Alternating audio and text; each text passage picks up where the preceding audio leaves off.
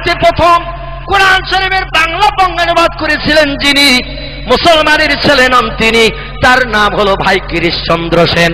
হিন্দুরা কোরআন শরীফ পড়ে, হিন্দুরা কোরআন ভালোবাসে, হিন্দুরা কোরআনকে ভক্তি করেছে। স্বাধীনতা বিপ্লবীর মহান নেতা মিস্টার মহাত্মা গান্ধী কোরআন ভালোবেসেছে। স্বাধীন ভারতের প্রথম প্রধানমন্ত্রী পণ্ডিত জওহরলাল নেহরু কোরআন ভালোবেসেছে। স্বাধীন ভারতের প্রথম নারী প্রধানমন্ত্রী মিস ইন্দিরা গান্ধী কোরআনের আদর্শ মেনেছে। ভারতের হিন্দুর ঘরের কীর্তি সন্তান ডক্টর রামনারায়ণ শাস্ত্রী আল্লাহর কোরআনকে ভালোবেসেছে। পণ্ডিত হরপ্রসাদ শাস্ত্রী কোরআন ভালোবেসেছে। লালা লাজপত রায় কোরআন ভালোবেসেছে। পণ্ডিত কালিদাস কাপুর কোরআন ভালোবেসেছে। তেজ বাহাদুর সাপ্রু কোরআন ভালোবেসেছে। জোড়াসাঁকো ঠাকুর বাড়ির কীর্তি সন্তান বিশ্বকবি রবীন্দ্রনাথ ঠাকুর আল্লাহ নবীর সুন্নতকে সারা জীবন পালন করে চলে গেছে। আর আমরা মুসলমান সেই নবীকে চিনতে পারিনি। এ দুঃখ কি আর রাখার জায়গা আছে নাকি ভাই? ভারতের কীর্তি সন্তান স্বামী বিবেকানন্দ আমেরিকার শিকাগো শহরে ইংরেজিতে 3 ঘন্টা বক্তৃতা দিয়েছিলেন। তার বক্তৃতার 3 ভাগের 2 ভাগ ছিল আমার নবীর জীবন আদর্শের উপরে। জোরে বলুন সুবহানাল্লাহ।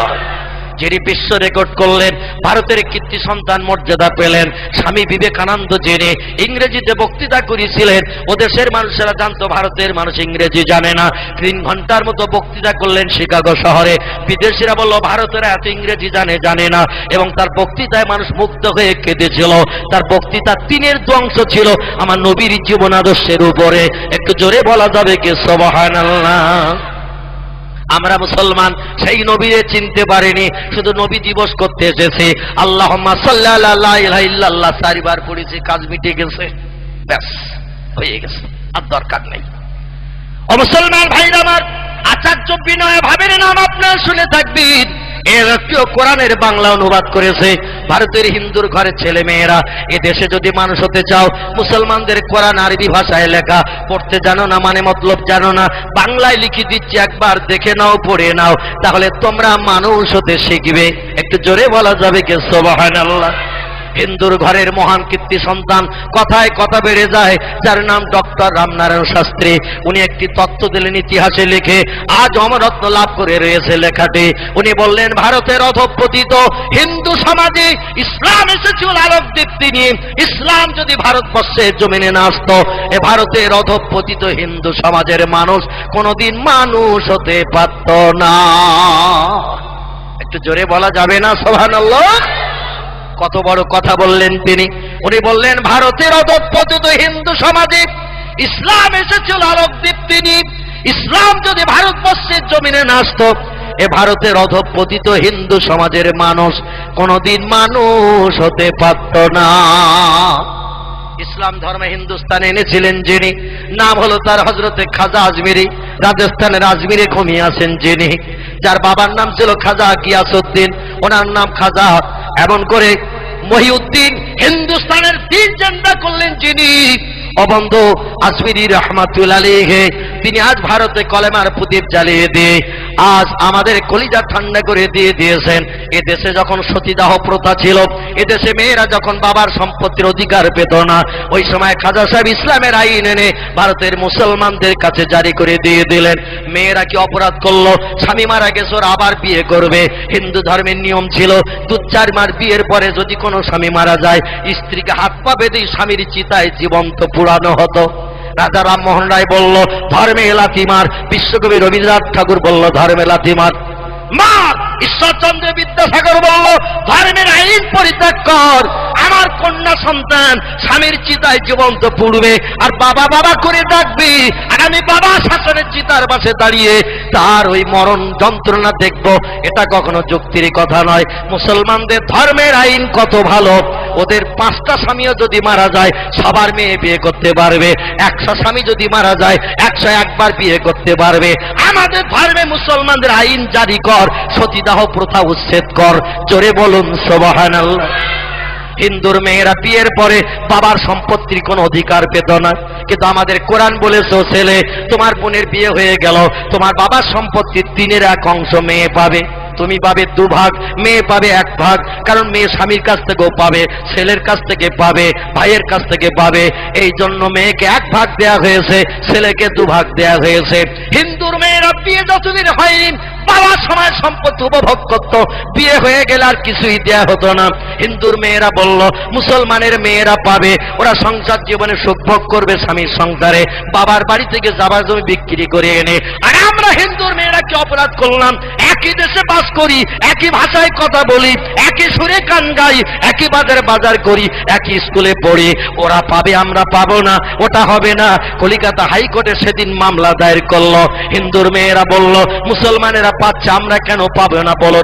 হাইকোর্টের জাজ ব্যারিস্টারেরা বলল তোমরা দাবি করোনি তাও পাওনি, মুসলমানেরা অনেকদিন আগের থেকে পেয়ে চলেছে, ওদের ধর্মে আছে, তোমরা যদি এখন দাবি করো তাহলে আমরা আইন করে তোমাদের জন্য বাবা সম্পত্তি 3/1 উইল করে দেব। হিন্দু মেয়েরা দরখাস্ত করলো, ওদের আইন পাশ হয়ে গেল, মুসলমানদের আইন। একটু জোরে বলা যাবে কি সুবহানাল্লাহ? মুসলমান ভাইরা আমার, সেই ইসলাম সেই ভারতবর্ষে এসেছে মানুষকে মানুষ বানানোর জন্য। পণ্ডিত হরপ্রসাদ শাস্ত্রী বললেন বিধাতার তরফ থেকে মানুষের কল্যাণের জন্য যদি কোনো মহামানব এই পৃথিবীতে আবির্ভূত হয়ে থাকে, সে মহামানবের নাম হযরতে মুহাম্মদুর রাসূলুল্লাহ সাল্লাল্লাহু আলাইহি ওয়াসাল্লাম।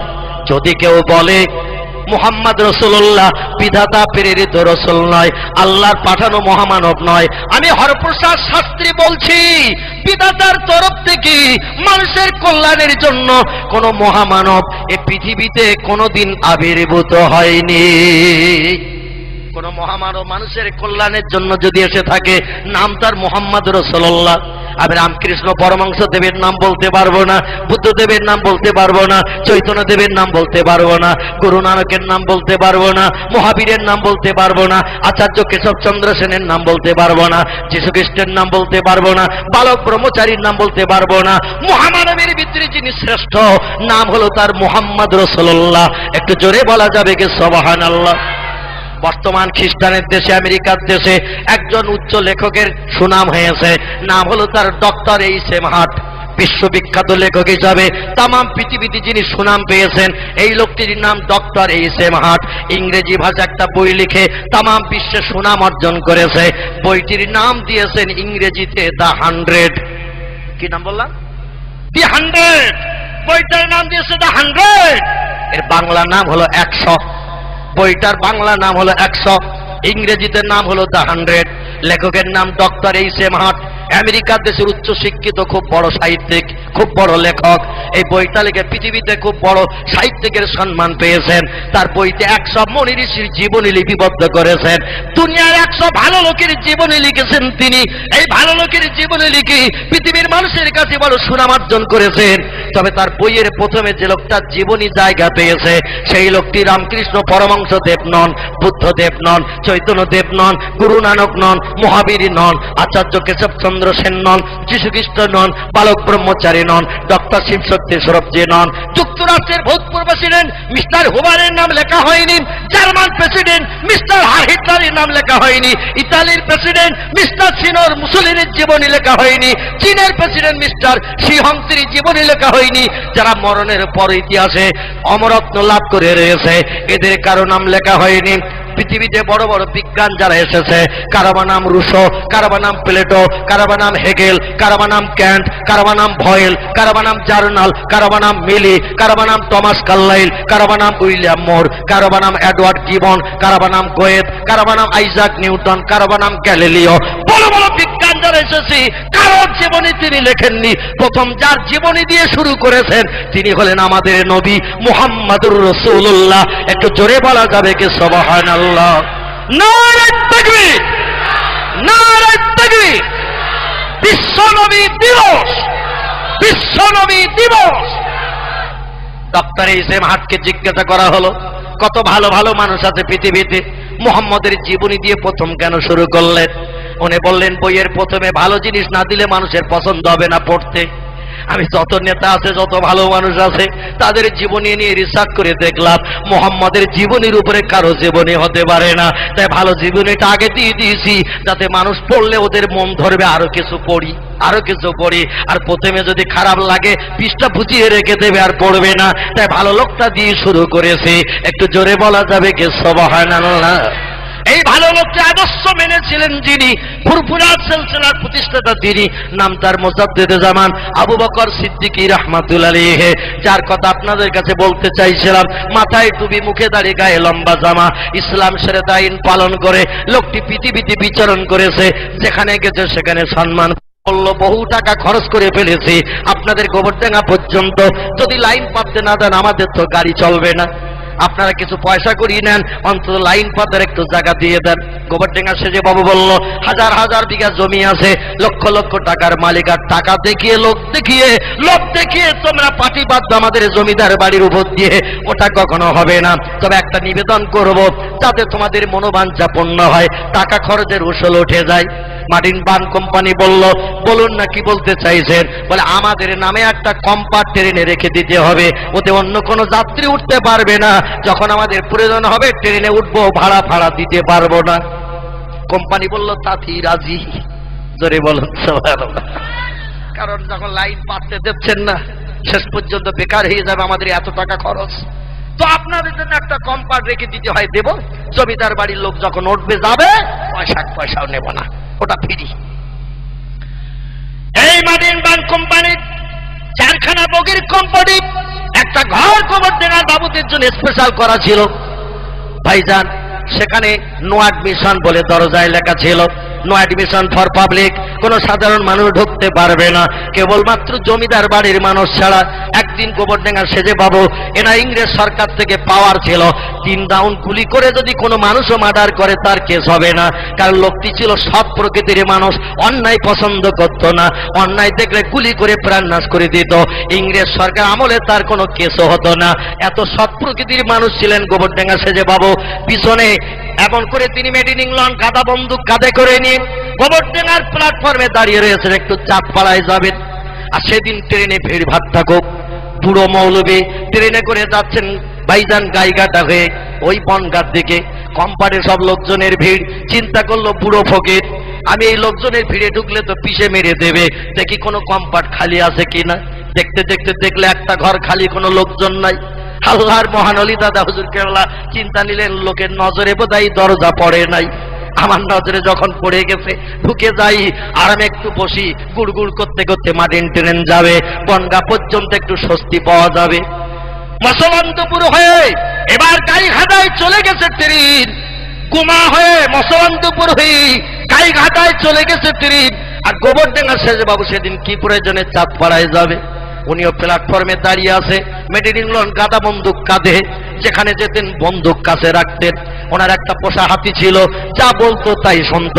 এই লোকটি প্ল্যাটফর্মে দাঁড়িয়ে রয়েছেন, এমন সময় ট্রেনে এসে দাঁড়িয়েছেন।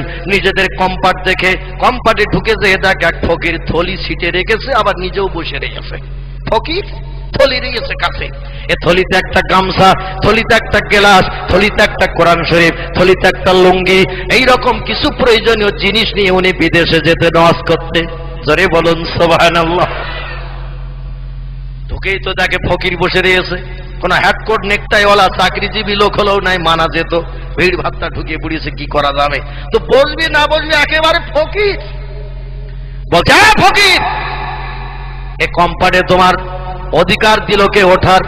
হুজুর বলছেন সব কম্পার্ট ভর্তি, এটা একটু খালি আছে, পুরো তাই উঠে গেছে। বলে দরজার উপরে দেখোনি আমাদের নামে লেখা রয়েছে, কোনো পাবলিকের প্রবেশ অধিকার নাই। বলে উপরে অত দেখি নাই ভাই, ট্রেন আবার ছেড়ে দেবে, তাড়াতাড়ি দরজা থেকে ঢুকে পড়েছি। বলে ফকির, আমাদের এই কম্পার্টে ঢুকলে তার শাস্তি কি জানো? বলে কি? বলে আমার এই রাইফেলের গুলিতে তার প্রাণ নাশ করে আমাদের সিটে বসলে তার জীবন যাবে, এটা চতুর্দিকে সার্কুলার করা আছে। হুজুর বললেন বাবা, না জেনে ভুল করে ঢুকে পড়েছি, সামনের স্টেশনে নেমে যাব, ফিরে নাই ঢুকবো আবার, গুতগুতি দেয়, দেখ কি করা যাবে, তোমাদের স্পেশাল কম্পার্ট বুঝতে পারিনি। বলে নেমে গেল হবে না, ও ফকির তোমার গুলি করে না দিলি অন্যদিন আবার লোক এসে ঢুকবে, জিজ্ঞাসা করলে বলবে সামনের স্টেশনে নেমে যাব, সবাই এক কথা বলবে, আর সিট তো তুষ উঠে যাবে, রোজ রোজ লোক ঢুকবে আর বসবে, আমাদের সিটের মর্যাদা থাকবে না। আজকে যদি তোমার গুলি করে মেরে দিই, মনের ভুলও কেউ ডান্ডা ধরেও ঝুলে যাবে না। হুজুর বললেন তাহলে ভুল ক্ষমা হবে না? বলে ক্ষমা হলো একমাত্র রাইফেলের গুলি। বিশ্বাস বললেন বাবা, তাহলে স্টেশন এসে গেলে কিন্তু নেমে যাব, তার আগে কাজ মিটিয়ে নাও। কাঁধের থেকে রাইফেলটা পেড়ে নিয়ে পীর সাহেবের বুকের কাছে ধরে বলছে, যদি কিছু শখ টক থাকে বলো, একবার শুনে নেই, কারণ গুলি টেনে দিলে তার জীবনের শখ মিটবে না। পীর সাহেব বলল, বাবা বলছো যখন তাহলে একটুখানি সময় দাও, আমার স্রষ্টার সঙ্গে একটু কথা বলে নেই। জোরে বলুন সুবহানাল্লাহ। আল্লাহর মহান ওলি দোকানে হাত উঁচু করে আসমানের দিকে হাত উঁচু করে বিড় বিড় করে একটু মোবাইল করেছে, যে মোবাইল এখন ফকিরের ঝোলায় খুঁজে পাওয়া যাচ্ছে। ফকির ফকির ওদের ঝোলায় এখন মোবাইল পাওয়া যাচ্ছে। ফকির ফকিরের টেলিফোন হচ্ছে, হ্যালো চাচা বলছে খবর বলো। বলে কোন পাড়ায়? বলে দক্ষিণ পাড়ায়। বলে আমি আছি উত্তর পাড়ায়। ক কেজি হয়েছে? বলে 4.5 কেজি। বলে আর দরকার নেই, রোজ রোজ ভিক্ষা করি, বটতলায় আয়, বাড়ি যাই। বলে চাচা দাঁড়াও, বটতলায় আসছি। মাঝে মাঝে ফকিরে ফকিরে টেলিফোন হচ্ছে, কারণ এয়ারসেল কোম্পানি 29 পয়সা 1 মিনিট কল, আর 1 টাকার নিচে তো এখন ভিক্ষা দিচ্ছে না, কারো আটানা সারে না, চলে না। 1 টাকা ভিক্ষা দিলে 3 বার অ্যাকশন। ফকিরের ঝোলা কি খালি যাবে নাকি ভাই? ও মাল চালাচ্ছে, অসুবিধে নাই। যুবকও মাঝে মাঝে তেঁতুল তলায় দাঁড়াচ্ছে, হ্যালো। হাজির মেয়ে তুতালা ছিল কটার পাশে দাঁড়িয়ে বলছে খবর বলো। বলে 5টার সময় দরকার। 5টার সময় দরকার। বলে 5:30টায় যাচ্ছি, ওখানে বস, অসুবিধে নাই। এখন হাজির বাড়ির সামনে যে কোনো ঝামেলার দরকার যুবকের নাই। তেঁতুল তলায় দাঁড়িয়ে অ্যাকশন করতেছে, আর হাওয়ার মাধ্যম দিয়ে খবর দুতলা চিলেকোটায় পৌঁছে দিচ্ছে। ঠিক বললাম না ভুল বললাম? ঝামেলা চলতেছে এখন রাস্তাঘাটে, পথে, বাড়ি আর কোনো ঝামেলা নাই। যা হচ্ছে অ্যাকশন সব রাস্তাঘাটে, পথে, সিনেমা, যাত্রা, থিয়েটার, কথাবার্তা সব সেটেল। আর সেটেল হয়ে গেলে 4 কাপ করে খাচ্ছে একসঙ্গে, অসুবিধে কিছু নেই। 4 কাপ। হুজুর একটু টেলিফোন করে দিলেন, হ্যালো। ওহে আমার আল্লাহ, মুসিবতে পড়েছি, বিপদে পড়েছি। উপরে লেখা আছে পাবলিকের পারমিশন নাই, আমি দেখি নাই। বুড়ো মানুষ ভিড় ভাট্টা বলে ঢুকে গেছি। এখন এদেরই নাকি কম্পার্ট মার্টিন বার্ন কোম্পানি এদের জন্য স্পেশাল বরাদ্দ করেছে। আমি বললাম সামনে নেমে যাব, তাও তো শোনে না। বলছে বক্ক ঝাঁঝরা করবো গুলি দিয়ে। আল্লাহ, ওই গোবরডাঙ্গা সেজে বাবু রাইফেলের গুলিতে আমার জীবন যদি থাকে তাহলে কেউ আমাকে বাঁচাতে পারবে না। আর ওর গুলিতে যদি আমার প্রাণ না থাকে, 1000 চেষ্টা করলে আপনার বান্দার একটা পশমের ক্ষতি করতে পারবে না। আল্লাহ তুমি যেটা ভালো বোঝো করো। জোরে বলুন সুবহানাল্লাহ। আমরা বিপদে মুসিবতে বললি মেম্বারের কাছে যাই, যা পারো তুমি করো, এখন তুমি আসো ভাই। প্রধান দরখাস্ত দিয়ে যাচ্ছে, তোমার কাছে ঘর পুড়ে গেছে, বন্যায় ঘর ভেঙে গেছে, দরখাস্ত দিচ্ছি, আর কেউ পাক না পাক অন্তত হাউস লোনটা যেন আমার নসিবে জুটে যায়। একটু খেয়াল রেখো, 11টা ভোট আছে কিন্তু বাড়ি আমার। প্রধানের চিন্তা আছে। মুসলমান ভাইরা আমার, আমরা বিপদে পড়ি, মানুষ মানুষের কাছে হাত পাতি, মানুষ মানুষের কাছে সাহায্য চাই। আদম নবী থেকে মুহাম্মদ রাসূলুল্লাহ পর্যন্ত যত নবী পৃথিবীতে এসেছে, যখন এই বিপদে মুসিবতে পড়েছে এরা টেলিফোন করেছে আল্লাহর কাছে। দুনিয়ার কোন মানুষের কাছে কোন নবী কোনদিন হাত পাতিনি। একটু জোরে বলুন সুবহানাল্লাহ। নবীদের জীবন আদর্শ যারা বাস্তবে রূপায়ণ করেছে এদের আল্লাহর ওলি বলা হয়েছে। ওলিরা যখন কোনো বিপদে মুসিবতে পড়েছে, জীবনে কোনোদিন কোনো মানুষের কাছে হাত পাতেনি, আমার আল্লাহ তাদের অপমান করেনি। একটু জোরে বলা যাবে কি সুবহানাল্লাহ? নারে তাকবীর। গোবরডাঙ্গা সেজে বাবু সংক্ষেপ কথা, পরবর্তী বক্তা আসবেন, আপনাদের কাছে আলোচনা রাখবেন। দেখতে দেখতে রাত 11:30 হয়ে গেছে, 2 ঘন্টার উপরে হয়ে গেল। পরবর্তী বক্তা আসবেন। আমি যেটা আপনাদের কাছে বলতে চাইছি সেটা হলো এই যে হুজুর কেবলা চুপ করে দাঁড়িয়ে গেল। গোবরডাঙ্গা সেজে বাবু আর কোন জনগণ যাতে কম পারে না ওঠে, কাদের থেকে মেড ইন ইংল্যান্ড কাদা বন্দুক পেড়ে নিয়ে বুকের কাছে নলটা ধরে এবার টিগার টানা শুরু করেছে। টিগার সামনের থেকে পিছনে আসে, কিন্তু গুলি বাহিরে হয় না। আমার আল্লাহ বললেন মান কানা লিল্লাহি, রাসূল বলেছেন মান কানা লিল্লাহি, যদি কোনো ব্যক্তি আল্লাহর হয়, কানা আল্লাহু লাহু, আমার আল্লাহ সেই লোকটির আপন হয়ে যায়।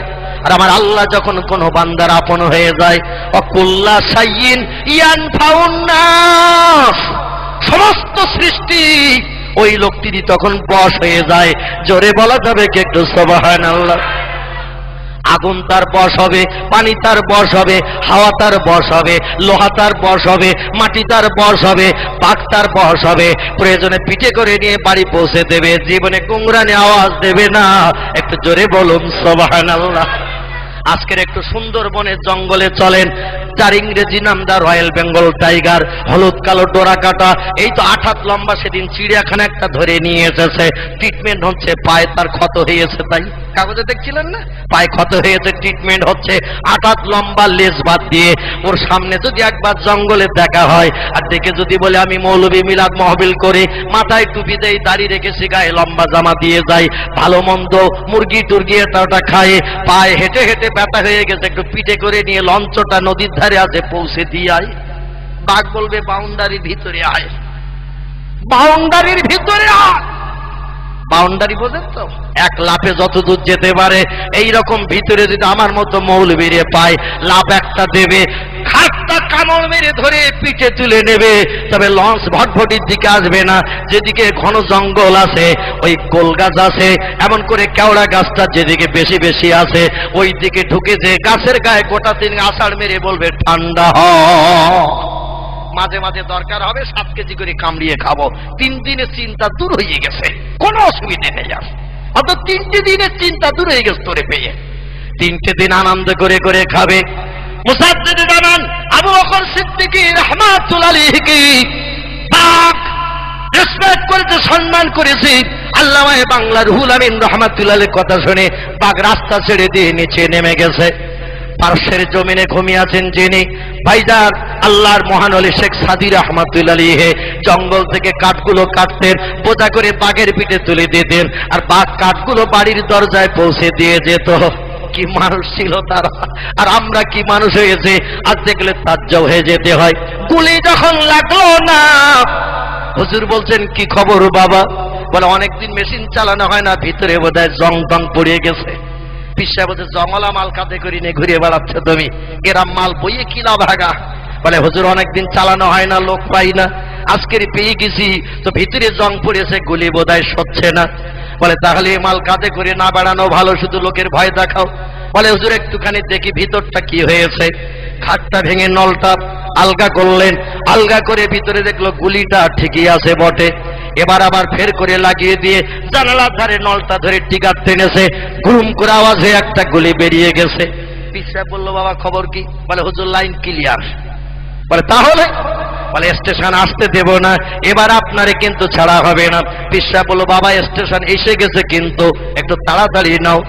দ্বিতীয়বার বুকের কাছে নল ধরি, আবার একটা গুলি পুরি দিয়ে টিকার টানছে। মেশিন বলছে get out, don't touch, not allow. কাজ হবে না, বন্ধুর সঙ্গে ঝামেলা করতে পারবো না। আমি লোহা, আল্লাহর সৃষ্টির শ্রেষ্ঠ মানুষ, ওর সঙ্গে বন্ধুত্ব করে ফেলেছি। আমার দ্বারা কোনো দুর্ব্যবহার হবে লোহা, আমি ওটা পছন্দ করি না, এজন্য আমাকে দিয়ে কোনো কাজ করতে পারবে না। হুজুর বললেন কি খবর? বলে সেখানে বোধহয় আবার বেঁধে গেছে জঙে। পিসা বলেন ভালো করে লাইন ক্লিয়ার করে নাও। নলটা ভেঙে একটু গুঁতো কাঁটা দিয়ে গুলি দিয়ে লাইনটা ভালো করে ক্লিয়ার করে নিয়ে এবার নলটা লাগিয়ে টিকার টেনেছে, ঘুম করে আওয়াজ হয়ে গুলি বেরিয়ে গেল। হুজুর বললেন কি খবর? বলে লাইন ফুল ক্লিয়ার হয়ে গেছে, আর অসুবিধা নেই। বলে তাহলে বাবা স্টেশন কিন্তু এসে গেছে। বলে আমি শুধু গুলি পড়বার টিকার টানবো, কাজ কমপ্লিট হয়ে যাবে। তৃতীয়বার একটা গুলি ভরে নিয়ে হুজুরের বুকের কাছে 1 থেকে 1.5 ফুট দূরে মেড ইন ইংল্যান্ড গাদা বন্দুক, সে যুগের দামি মাল ছিল ভাই। মালটা বুকের কাছে ধরে আবার টিকার টেনেছে। মেশিন বলছে নট অ্যালাউ, কাজ হবে না। হুজুর বললেন খবর কি? বলে সেই তো আবার কি হলো? বলে ওই অবস্থা একবার জানলায় ধরে বাইরে মারো, সেই মেরেছে, ঘুম করে আওয়াজ হয়ে গুলি বেরিয়ে গেল। যে নল বুকে ধরলে আওয়াজ হয় না, আর নল ঘুরে অন্যদিকে দিয়ে টিকার টানলে আওয়াজ হয়। বিশ্বাস বলছেন বাবা খবর কি? বলে মেশিন আর কাঁধে করে রাখবো না, এই মেশিন ফেলে দিচ্ছি ট্রেনের পাদানিতে। আল্লাহর ওলির পা দুখানা জড়িয়ে ধরে হাউ হাউ করে কাঁদতে শুরু করে দিল। বিশ্বাস বলে বাবা আমি ফকির, আর গোবরডেঙ্গার জমিদার বাড়ির কীর্তি সন্তান তুমি, পা জড়িয়ে ধরলে স্টেশনে এসে যাচ্ছে লোকজন দেখলে তোমার প্রেস্টিজ হাম্বার হবে, আত্মসম্মান মর্যাদা লাঘব হবে। বাবা পা ছেড়ে দাও। বলে আপনার মতো ভগবানের অবতার কলির কলকি দেবতার পা জড়িয়ে ধরলে পাপ মোচন হবে, এতে সম্মান নষ্ট হবে না, হবে না। একটু জোরে বলুন সুবহানাল্লাহ। নারে তাকবীর। সম্মান নষ্ট হবে না, এতে পাপ মোচন হবে। হুজুর বললেন বাবা ছেড়ে দাও, তুমি পা ছেড়ে দাও, পা ধরো না। গোবরডাঙ্গা সেজে বাবু বলে হুজুর পা ছেড়ে দেবো, তবে একটা দাবি আপনার কাছে। বলে কি? বলে আপনি আমাকে ক্ষমা করছেন কিনা বলুন। আপনার সঙ্গে বেয়াদবি করেছি, দুর্ব্যবহার করেছি, মেজাজ গরম করেছি, ফকিরি বলে কত রকম মেজাজ চড়ায় কথা বলেছি, আপনি আমাকে ক্ষমা করবেন কিনা বলুন। বিশ্বাস বলল বাবা ক্ষমা করতে পারি, তবে একটা শর্ত মানতে হবে। বলে কি শর্ত বলেন? টাকা চাইলে দেব, সোনা চাইলে দেব, ভালো খেতে চাইলে খেতে দেব, জমিদার বাড়ির ছেলে যাই চাইবেন তাই দেব, শর্ত বলুন। বিশ্বাস বললেন জামা কাপড় নেব না, টাকা পয়সা নেব না, সোনা দানা নেব না, তোমাদের বাড়িতে খাওয়ারও সময় নাই, আমার যেতে হবে চট্টগ্রাম বাংলাদেশে বাবা, সময় হাতে নাই। তবে তোমার কাছে আমার দাবি, আমার মতো টুপিওয়ালা দাড়িওয়ালা লম্বা জামাওয়ালাদের সঙ্গে কোনোদিন দুর্ব্যবহার করতে পারবে না। গোবরডাঙ্গা সেজে বাবু বললেন টুপি দাড়িওয়ালাদের এতদিন চিনতে পারেনি, আজকের চিনি নিয়েছে যখন, যতদিন বাঁচবো টুপিওয়ালাদের সঙ্গে সম্মান দেখাবো। জোরে বলুন সুবহানাল্লাহ।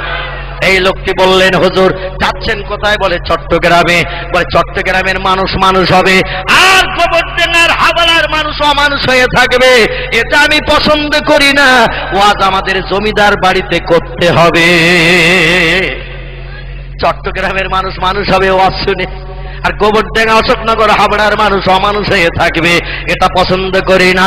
আপনার মতো ভালো মানুষের কথা আমাদের শোনাতে হবে।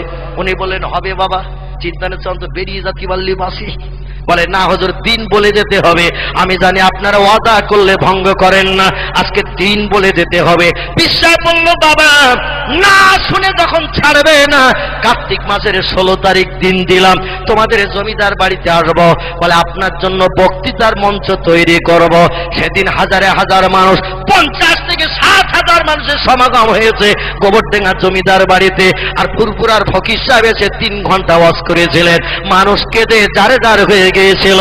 একটু জোরে বলা যাবে কি সুবহানাল্লাহ, নারে তাকবীর।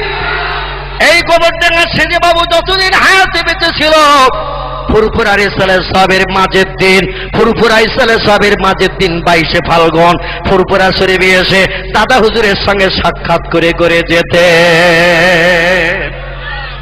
আর আমরা চিনতে পারিনি তাদের, পেরেছি নাকি ভাই? আমরা পারিনি। যাই হোক, পরবর্তী বক্তা আপনাদের কাছে আলোচনা রাখবেন। আমি আপনাদের নিয়ে একটু দাঁড়িয়ে দাঁড়িয়ে সোনার মদিনা আমার নবীর দরবারে একটু সালাম পেশ করব। সকলে একটু দাঁড়িয়ে যান। ইয়া নবী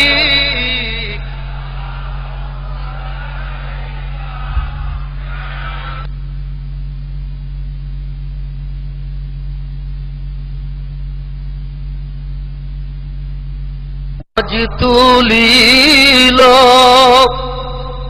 আসমানের দরওয়াজা খোলো গো, এসেছেন রাসূল সরদার, হবে যে খোদা দিদার। ইয়া নবী সালাম, ইয়া রাসূল সালাম আলাইকা, ইয়া হাবিব সালাম আলাইকা, সালাওয়াতুল্লাহ। নবীজির আব্বা আব্দুল্লাহ, রাসূলুল্লাহর আম্মা আমিনা, হাবিবির দুদমা হালিমা, তার নবীর রওজা ওই সোনার মদিনা। ইয়া নবী সালাম, ইয়া রাসূল সালাম আলাইকা, ইয়া হাবিব সালাম আলাইকা, সালাম। রাসূলুল্লাহ চলেন যে পথে, কাটা বিষয়ে উম্মে জামিল সে পথে, ফোটে না ওই পথির কাঁটা। জিবরাইল ডানা বিষয়ে যে থা, ইয়া নবী সালাম আলাইকা, ইয়া রাসূল সালাম, ইয়া হাবিব সালাম আলাইকা সালাতুল্লাহ আলাইকা। সকলে বসে পড়ুন।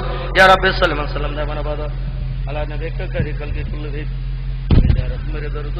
মক্কার পরে মামিনার যেথায় ঘর, খোদার করুণা কৌসর है जोर से बारंबार बलगल उला बेकमालिही।